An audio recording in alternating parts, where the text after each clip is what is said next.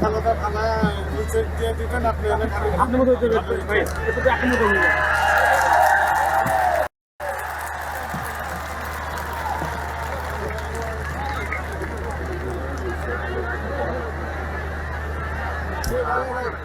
আল্লাহ পাকের শুকরিয়া আদায় করি, সকলে বলুন আলহামদুলিল্লাহ।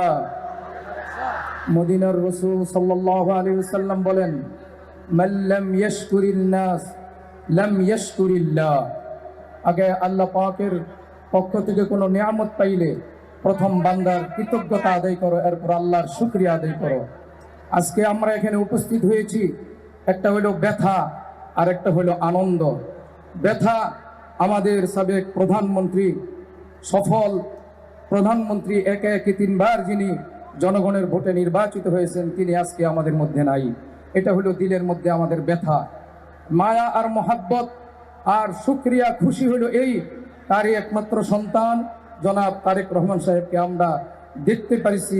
আল্লাহ পাকের শুকরিয়া আদায় করে বলুন আলহামদুলিল্লাহ। হযরত হাফিজুর রহমাতুল্লাহ বলতেন, মায়া কায়া দেখলে মায়া বাড়ে। আমরা তার চেহারা দেখেছি, বক্তব্য শুনেছি, বলুন মায়া লাগছে কিনা, আমাদের মহব্বত হয়েছে কিনা? এই মহব্বত আগামী 13 তারিখে প্রমাণিত করতে হবে, বলুন ইনশাআল্লাহ।